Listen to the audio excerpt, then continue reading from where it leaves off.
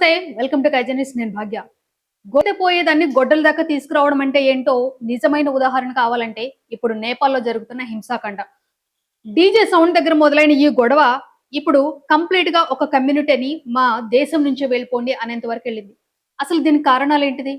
ఎవరు దీని వెనుకుండి నిప్పు రాజేస్తున్నారు? ఈరోజు కంప్లీట్ గా మాట్లాడుకుందాం. నేపాల్ అనేది ప్రపంచంలోనే ఒక హిందూ రాజ్యంగా మొట్టమొదటి హిందూ లేకపోతే ఏకైక హిందూ రాజ్యంగా ఉంది నేపాల్. దాదాపు 1788-69 ప్రాంతంలో పృథ్వీ నారాయణ్ షా అనే ఒక గూర్ఖా రాజు చిన్న చిన్న రాజ్యాలన్నీ ఏకం చేసి ఈ నేపాల్ దేశాన్ని ఏర్పాటు చేశారనమాట. అప్పటి నుంచి ఎవరైతే ఈ షా వంశస్థులు ఉన్నారో వాళ్ళు హిందూ సాంప్రదాయాలకు ఆచారాలకు ప్రాధాన్యత ఇస్తూ వచ్చారనమాట. అప్పటి నుంచి జరుగుతూ ఉండగా 1962లో అధికారికంగా హిందూ రాజ్యం అని చెప్పేసి ప్రకటించిన 1962లో అప్పటి రాజు మహేంద్ర పంచాయతీ రాజ్యాంగంలో ఏంటిదంటే మాది హిందూ రాజ్యం అని చెప్పేసి ప్రవేశపెట్టారు. సో అప్పటి నుంచి కూడా బాగానే ఉంది, చాలా చాలా బాగా వస్తుందన్నమాట. కానీ కొంతకాలం అయిన తర్వాత అంటే మన తాతలు గొప్ప కార్యాలు చేసిన వాళ్ళని చూసి విర్రవీగిపోయే వాళ్ళు ఉంటారు కదండి. సో అలాగే ఏంటిదంటే మొదటి షా ఉన్నారు, ఆయన తర్వాత వచ్చిన వాళ్ళు ఏంటిదంటే మేము నియంతలం అన్నట్టు యాక్ట్ చేయడం జరిగిందనమాట. సో ఇక్కడ ఏంటిదంటే నువ్వు రాజువి, నీ కుటుంబాన్ని నువ్వు కంట్రోల్ చేసుకోవాలి, ఆలోచనలన్నీ కూడా నీ కుటుంబం మీద వేస్తే వాళ్ళు నీ కుటుంబం కాబట్టి ఓకే చేస్తారు.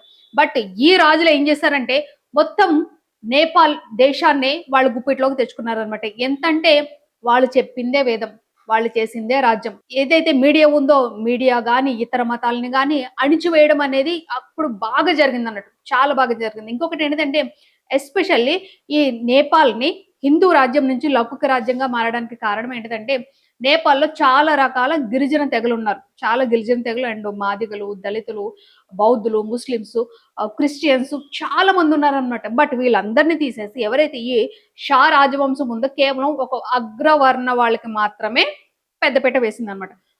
ఒక రోజులు చూస్తారు, 2 రోజులు చూస్తారండి. అంటే జీవితాంతం కూడా వీళ్ళు చాకరీ చేయాల్సిందేనా? కాదు కదా. సో అప్పటి నుంచి అంటే 1962లో ఈ నేపాల్ హిందూ రాజ్యం అయిన తర్వాత 1996 నుంచి కూడా పోరాటాలు మొదలైందనమాట. అంటే చెప్పాను కదండి, ఒక రోజులు 2 రోజులు చూస్తారు కానీ దశాబ్దాల ప్రకారము మేము తొక్కేస్తాము, మీరు మా మాట వినాలంటే అవ్వదు కదా. ఇలాగ 1962లో ఉద్యమం ప్రారంభమైంది. ఇది ఎక్కడ ఎండ్ అయిందంటే 2016లో ప్రజా ఉద్యమం అంటే లోకతంత్ర ఆందోళన జరగడంతో ముగిసిందనమాట.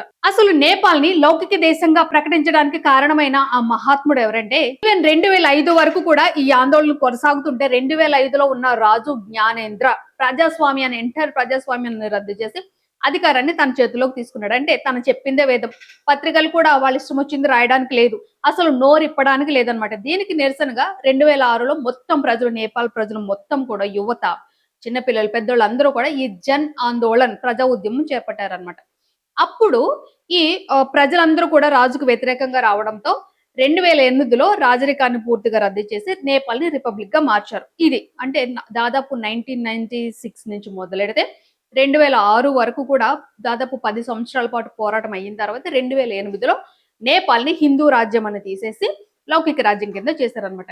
ఇక్కడ కొంతమంది ఏమనుకుంటున్నారంటే లౌకిక రాజ్యం అంటే వేరే మతం వాళ్ళు హిందువులను పాలిస్తారంటే అంత సీన్ లేదండి.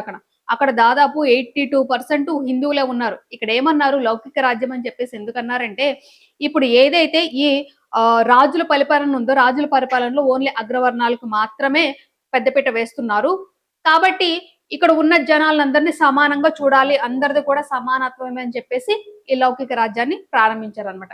ఇక్కడ వాళ్ళు లౌకిక రాజ్యంగా మార్చిన తర్వాత కూడా కింద ఒక నోట్ ఇచ్చారనమాట. ఈవెన్ రాజ్యాంగంలో కూడా ఏంటిదంటే లౌకికత్వం అంటే మత స్వేచ్ఛను ఇవ్వడంతో పాటు చెప్పాను కదండి, నేపాల్లో చాలా రకాల మతస్థులు ఉన్నారు. వాళ్ళకి స్వేచ్ఛ ఇవ్వడంతో పాటు ఏదైతే ప్రాచీన కాలం నుండి వస్తున్న సాంస్కృతిక మతపరమైన సాంప్రదాయాలు ఉన్నాయో వాటిని కూడా పరిరక్షించాలి. ఏదైతే డీజే సౌండ్ దగ్గర మొదలైన ఇష్యూ ఉందో ఆ ఇష్యూని ఏం చేశారండి ఇప్పుడు మళ్ళీ నేపాల్ ని హిందూ రాజ్యం కింద మార్చాలంటున్నారు. ఇక్కడ మళ్ళీ నాకు వస్తున్న క్వశ్చన్ ఏంటిదంటే నేపాల్లో దాదాపు 80% హిందూ సోదరులే ఉన్నారు. ఇంకా దాన్ని హిందూ రాజ్యంగా మార్చాల్సిన అవసరం ఏంటిది? అక్కడ కూడా మీదే పై చెయ్యి. ఇప్పుడు ఏమంటున్నారంటే అక్కడ ఎవరైతే ముస్లిమ్స్ ఉన్నారో వాళ్ళందరినీ తీసేయాలంటున్నారు. ఒకసారి విజువల్స్ చూపిస్తాను చూడండి మీరు.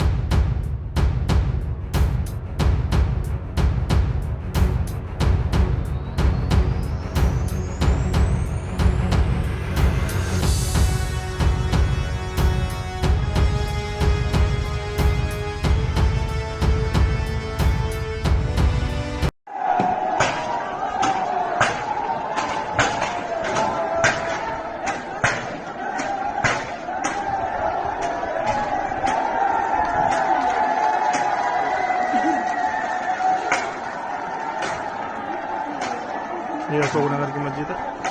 ఇక్కడ చూసారు కదండి, మసీదులను తగలబెట్టేస్తున్నారు. ఎవరైతే ముస్లిమ్స్ ఉన్నారో వాళ్ళ ఇళ్ళని తగలబెట్టేస్తున్నారు. ఎంత దారుణంగా ట్రీట్ చేస్తున్నారంటే అంత దారుణంగా ట్రీట్ చేస్తున్నారు.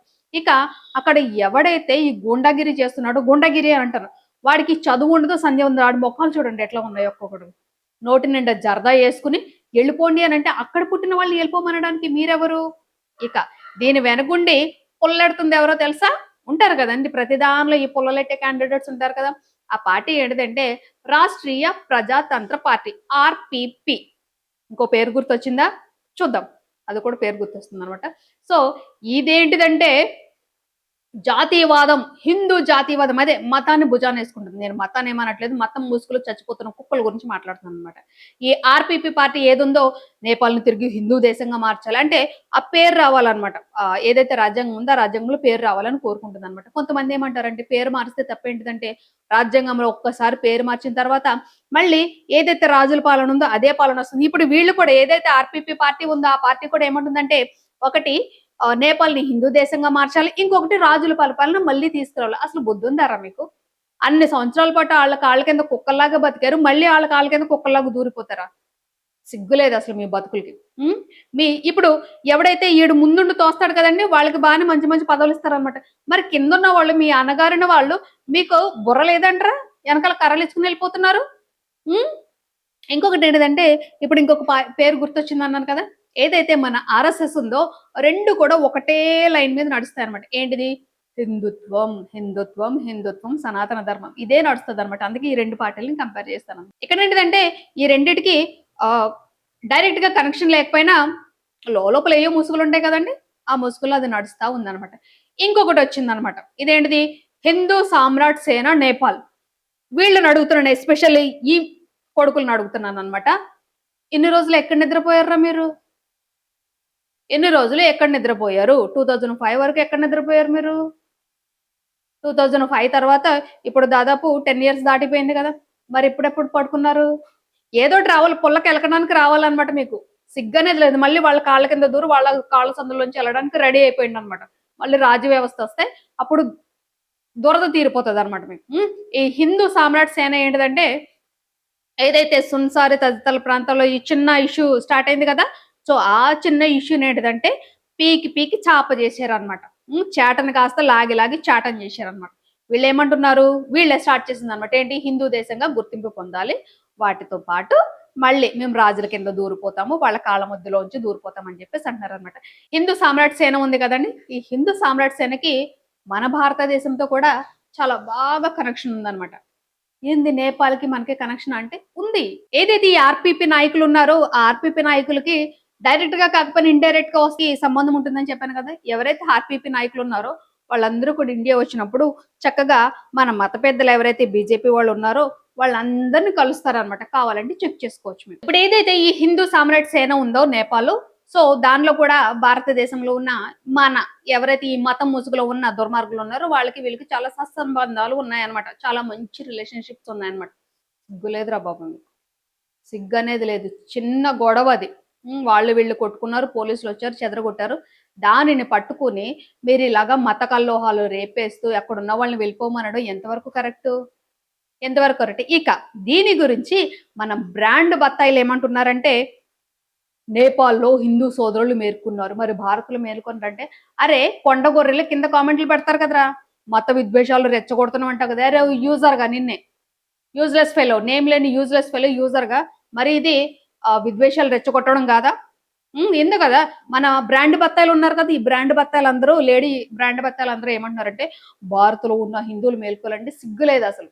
ముందు ఎలాంటి వాళ్ళని లోపల పడేస్తే దరిద్రం వదిలిపోతుంది అనమాట. ఇంకొకటి ఏదైతే విశ్వ హిందూ పరిషత్ ఉంది కదండి, నేపాల్లో ఉన్న విశ్వ హిందూ పరిషత్ అండ్ మన భారత్ లో ఉన్న విశ్వ హిందూ పరిషత్ కూడా చాలా క్లోజ్ అనమాట రెండు. అంటే ఇలా మళ్ళా మతం అనే పదం ఎక్కడొస్తే అక్కడ మనం వాలిపోతాం అనమాట గద్దల్లాగా.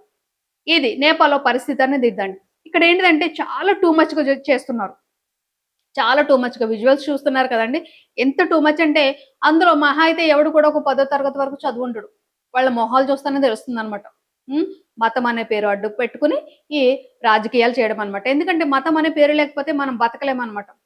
అలాంటి వాళ్ళందరూ చచ్చిపోయి పైన దేవుడి దగ్గరికి వెళ్ళి దేవుడా మీకోసం మేము కింద చాలా చేసామని చెప్పండి. అక్కడ మీ దేవుళ్ళందరూను మీకు బంగారు సింహాసనాలు పెట్టి అక్కడ మిమ్మల్ని ఊరేగిస్తారు. ఇక్కడ బతకడానికి అర్హులు కాదు మీరు. ఎందుకంటే మతం గురించి పోరాడుతున్నారంటే మీరసలు దేవుళ్ళ కంటే మించి కాబట్టి అందరూ ఒకేసారి చచ్చి పైకి పోండి. మీలాంటి వాళ్ళు లేకపోతే ఇక్కడ మనుషులనే వాళ్ళు మాత్రమే ఉంటారు కదండీ! సో, మనుషులు మానవత్వంతో బతుకుతారనమాట.